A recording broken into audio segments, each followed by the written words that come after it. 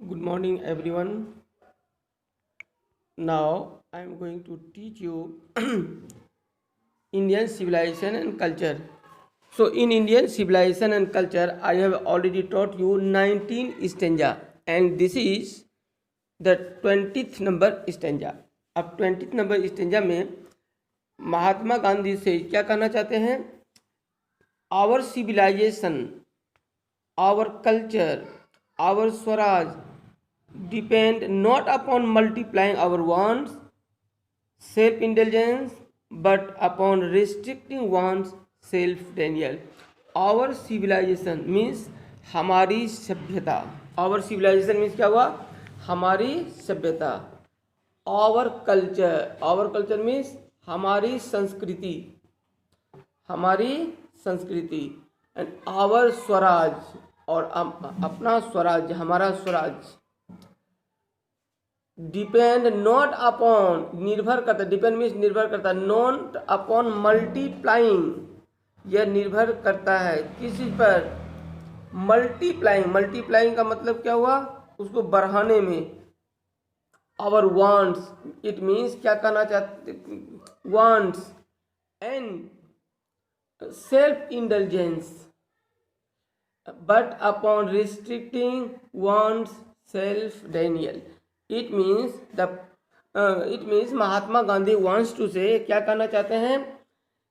हमारी सभ्यता, हमारी संस्कृति, हमारा स्वराज, ये तीनों ही चीज़ें हमारी आसक्ति पर और हमारी चाहत के बढ़ने पर आधारित नहीं है. कि हमारी आसक्ति किसी को मल्टीप्लाई करा, सेल्फ इंटेलिजेंस को, उस पर निर्भर नहीं करता. तो किस पर निर्भर करता है? ये आसक्ति या चाहत के नियंत्रण पर आधारित है. इट मीन्स हमारी जो सभ्यता, संस्कृति और स्वराज है, हमारे चाहत पर नहीं, आसक्ति पर नहीं, बल्कि उसके नियंत्रण पर निर्भर करता है. In other words you can say, आप ऐसे भी इसको समझ सकते हैं कि गांधी जी कहना चाहते हैं कि हमारी सभ्यता, संस्कृति हमें आसक्तियों से रोकता है, गलत कार्यों से रोकता है. And European civilization is no doubt suited for the Europeans. European civilization is, it means European सभ्यता is no doubt में निसंदेह, suited मतलब सूट करता है, किसके लिए? उपयुक्त है. for the यूरोपियंस के लिए. it means यूरोप की सभ्यता वहाँ के लोगों के लिए, यूरोपियन के लिए सूट करता है, इसमें कोई दो राय नहीं है. But it will mean ruin India, लेकिन इसका मतलब ये भी है, if we endeavour to copy it. Endeavour means प्रयास करना, कॉपी मीन्स नकल करना. लेकिन कहने का सेंस है, गांधी जी कहते हैं कि यूरोप की सभ्यता निसंदेह वहाँ के लोगों को सूट करता है, लेकिन यदि वो सभ्यता हम भारत में लाने का प्रयास करें, भारत में उसका नकल करें, तो निश्चित रूप से इसका अर्थ होगा भारत की बर्बादी, भारत का खात्मा. समझ आ रही है? यानी क्या करना चाहते हैं कि इसमें कोई संदेह नहीं है कि यूरोप की सभ्यता यूरोपियों के अनुकूल, यूरोपवासियों के अनुकूल, यूरोप के लोगों के अनुकूल है. लेकिन यदि हम उसकी कॉपी करें, उसका नकल करें, तो क्या होगा? हमारे लिए बर्बादी का कारण होगा, हमें बर्बाद कर देगा. इसका मतलब क्या हो गया? इसका मतलब यह कभी नहीं है कि हम उसे भी ग्रहण न करें. तब क्या करें? It means this is not to say, इसका मतलब ये कहने का मतलब नहीं है that we may not adopt it. Adopt ना स्वीकार करना, कि हम उसे स्वीकार नहीं करें. And estimate whatever may be good and capable of assimilation by us. लेकिन एक बात ये भी है, जो चीज़, इसका मतलब गांधी जी कहना चाहते हैं कि उसमें ऐसा नहीं कि यूरोपियन की सभ्यता को हम अपने यहाँ लाते हैं तो भारत की बर्बादी है, लेकिन इसका मतलब ये नहीं कि यूरोपियन की सभ्यता में जो अच्छाई है उसे ग्रहण नहीं करें, जो उसमें अच्छाई है उसे हम ग्रहण करें, अपनी सभ्यता में लाएं. एंड एज एसिमिलेशन का सामान्य तौर पर इसका मीनिंग हो गया इसको अपने आप में लाना, ग्रहण करना. ग्रहण शामिल, यही से मीनिंग होता है इसका। और as it does not also mean that even, even means होता है भी, मीन का मतलब अर्थ, मतलब the Europeans will not have to part with whatever evil might have crept into it. Part with मतलब होता है अलग होना, whatever evil, it means, ये गांधी जी क्या कहना चाहते हैं, गांधी जी कहना चाहते हैं कि इस संदर्भ में गांधी जी कहना चाहते हैं कि जो ग्रहण करने योग्य है उसको हम ग्रहण करें, और जो ग्रहण करने लायक है उसे ग्रहण नहीं करें। और इसका यह भी अर्थ नहीं होता है कि जो कुछ उसमें बुरा है उसे यूरोपवासी भी नहीं छोड़ें। इट मीन्स गांधी जी कहना चाहते हैं कि यूरोप की सभ्यता यूरोपियों के लिए अनुकूल है, लेकिन उसको जब हम यहाँ लागू करते हैं भारत पर तो ये भारत के लिए बर्बादी का कारण होगा। लेकिन हाँ, उसमें जो अच्छाई है उसे इंडिया को ग्रहण करना चाहिए, और यूरोप वासियों को भी चाहिए कि उसमें जो गड़बड़ी है उसे छोड़ दें, उसे त्याग दें। अंडरस्टैंड, समझ में आ रही है ना। अब देखना एक एक करके। 22nd स्टेंजा है, the incessant search for material comfort and their multiplication is such an evil, and I make bold to say that the Europeans themselves will have to themselves, एक मिनट दिखाएं, the incessant want, the incessant मतलब क्या होता है, incessant search, incessant means होता है कोई भी चीज सतत रूप से करना, लगातार। The incessant search for material comforts and their multiplication is such an evil, and I make bold to say, now he says कि इसमें यहाँ गांधी जी कहना चाहते हैं जो हमारा भौतिक सुख है, भौतिक सुखों के साधनों की सतत खोज, यानी भौतिक सुख खोज हमें हमेशा जो खोज है, और उस संदर्भ में उसका विकास एक ऐसी बुराई है, मैं दावे के साथ कह सकता हूँ कि यदि कोई यूरोपवासी स्वयं अपने दृष्टि को बदलेंगे, their outlook, that the Europeans themselves will have to remodel their outlook, यदि यूरोपियन अपने दृष्टिकोण को बदलेंगे तो क्या होगा, that if they are not to perish under the weight of the comforts to which they are becoming slaves, तो now he wants to say, तब क्या होगा, यदि वे अपने विलासिता के चीज़ों को, विलासिता के इस बोझ में यदि दबकर मिट नहीं गए, समाप्त नहीं हो गया, जिसका कि वे गुलाम हो रहे हैं। मीन्स वे कहना चाहते हैं कि जो यूरोपियंस खुद ही इतने इतने कंफर्ट्स है उसके अंदर वो गुलाम हो रहे हैं, उसके वो गुलाम हो रहे हैं, अपने आसक्तियों के गुलाम हो रहे हैं।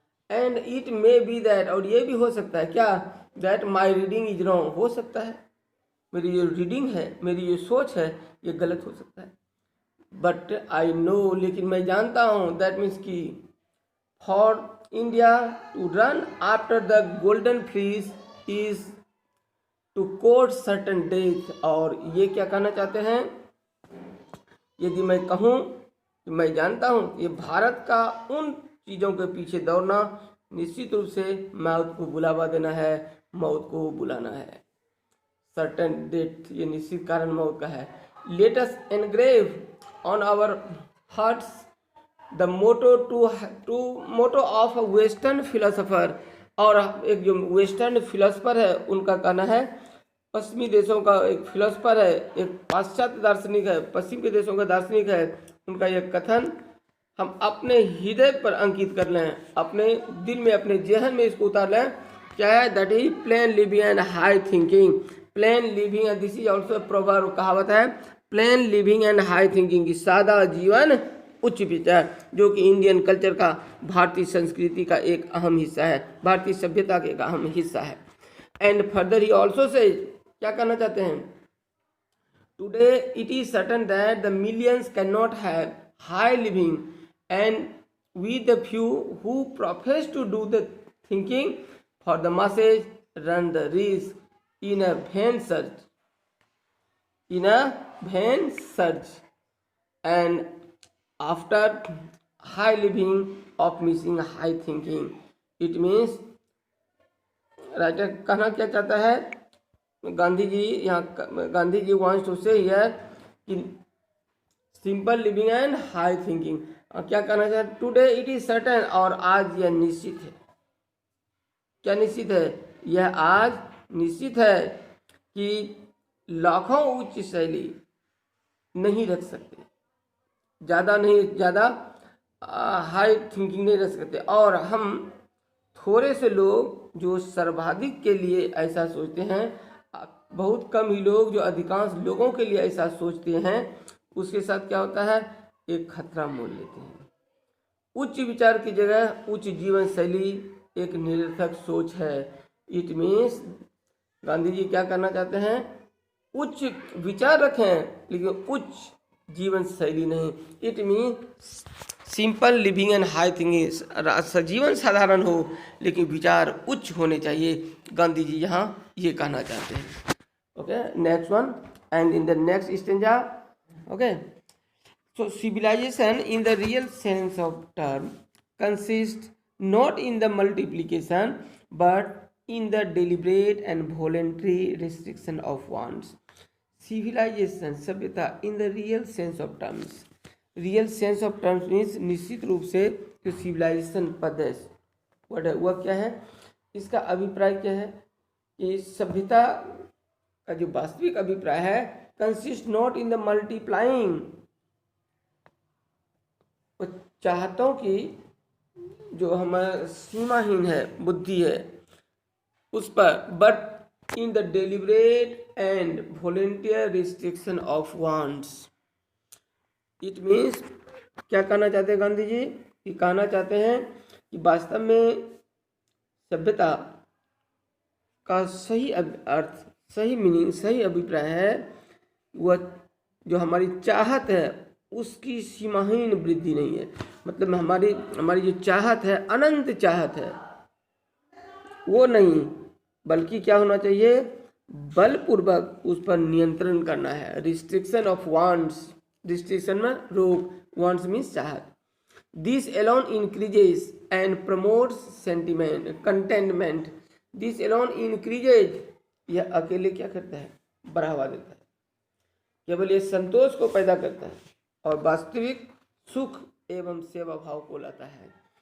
And promotes containment and real happiness and capacity for service, की कैपेसिटी बढ़ाता है सेवा का, हमें रियल हैप्पीनेस, वास्तविक हैप्पीनेस देता है। इसका मतलब गांधी जी कहना चाहते हैं कि केवल यही है जो संतोष पैदा करता है और वास्तविक सुख एवं सेवा का भाव हमारे अंदर लाता है। Okay, and in the next stanza, in a certain degree of physical harmony and comfort is necessary, but above a certain level it becomes a hindrance instead of help. Therefore the ideal of certain level ideal of creating an unlimited number of wants and satisfying them seems to be a delusion and a snare. The satisfaction of one's physical needs, even the intellectual needs of one's narrow self, must meet at a certain point, a dead stop. It means क्या गांधी जी कहना चाहते हैं, एक जो हमारी निश्चित सीमा है, निश्चित सीमा तक ही यदि कोई भौतिक सुख मिलता है, हमें फिजिकल हार्मोनी है या कंफर्ट है या आराम है, वो निश्चित सीमा तक जो सुख सुविधा है वो जरूरी है, लेकिन एक निश्चित सीमा के बाद यह मदद करने के बजाय हानिकर हो जाता है। क्या होता है, इन हिंड्रेंस, अपने आप में एक बाधक हो जाता है, रुकावट हो जाता है हमारी सभ्यता का। इन एक निश्चित सीमा तक सही है। Therefore the ideal of creating an unlimited number of wants and satisfying them seems to be a delusion and a snare. और तब क्या होता है, जो हमारी अंतहीन इच्छाएं हैं, जो हम बहुत ज़्यादा इच्छा करते हैं और उसके पूरा करने का जो प्रयास होता है, प्रयास किया जाता है, यह क्या है, एक भ्रम है। डिल्यूजन भ्रम, स्नेह, ये पागलपन है, झक्कीपन हो जाता है, पागलपन महसूस होता है, पागलपन प्रतीत होता है। And further he says the satisfaction of one's physical needs, the satisfaction of one's physical needs, physical needs means भौतिक आवश्यकता है कि किसी की भौतिक और बौद्धिक आवश्यकता एक सीमा पर समाप्त हो जानी चाहिए, खत्म हो जानी चाहिए ना. Even intellectual needs narrow self must meet at a certain point, a dead point. इतना ही नहीं, ये आवश्यकता एक सीमा तक समाप्त हो जानी चाहिए. इसके पहले भी बौद्धिक लिप्सा का रूप ले ले. मीन हर किसी को अपना भौतिक और करना हमें क्या चाहिए before it degenerates into physical and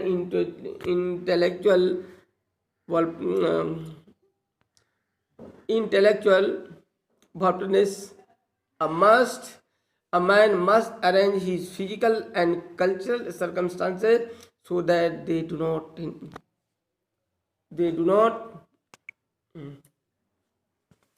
एक मिनट देखो क्या है. हाँ, a man must arrange his physical and cultural circumstances so that they do not hinder him in his service of humanity, on which all his energies should be concentrated. It means Gandhi ji wants to say, क्या करना चाहते हैं कि हमें एक निश्चित सीमा पर समाप्त हो जानी चाहिए, यानी किसी भी की भौतिक और बौद्धिक आवश्यकताएं एक सीमा पर समाप्त हो जानी चाहिए. इसके पहले वो बौद्धिक लिप्सा का रूप ना ले ले, इतनी बहुत ज़्यादा चाहत ना हो जाए. इसलिए हर किसी को अपना भौतिक एवं सांस्कृतिक वातावरण तैयार करना चाहिए, भौतिक और सांस्कृतिक वातावरण तैयार करना चाहिए. एंड हाँ, physical and intellectual alertness and a man must arrange physical and cultural circumstances. क्यों इसलिए करना चाहिए ताकि वह मानवता की सेवा से पीछे न रह सके और उसकी पूरी शक्ति उस पर कंसंट्रेट हो, उस पर केंद्रित हो और उस पर आधारित हो. It means through this chapter Indian civilization and culture, Gandhi ji Indian civilization and culture के द्वारा भारत की सभ्यता और संस्कृति के द्वारा विदेशों की सभ्यता की तुलना भारत की सभ्यता से की है. कहा कि हर एक देश की सभ्यता समाप्त हो गई, लेकिन भारत की सभ्यता अभी भी अक्षुण्ण है, अभी भी वर्तमान है, अभी भी देखने को मिलता है. जहाँ विदेशों की सभ्यता भौतिकता पर आधारित है, वहीं हमारी सभ्यता नैतिकता पर है और हम लोग इसे नैतिक मूल्यों से जोड़ते हैं, हम लोग नैतिकता पर ध्यान देते हैं. इसीलिए गांधी जी से कि हमें इस बात पर विश्वास करना चाहिए कि simple living and high thinking, कि सादा जीवन उच्च विचार. हमें उच्च जीवन शैली जीना चाहिए, उच्च लाइफ स्टाइल नहीं. मीन्स सोच हमारी उच्च होनी चाहिए, सिर्फ रहन का स्तर ऊंचा नहीं. ओके, समझ में आ गई होगी.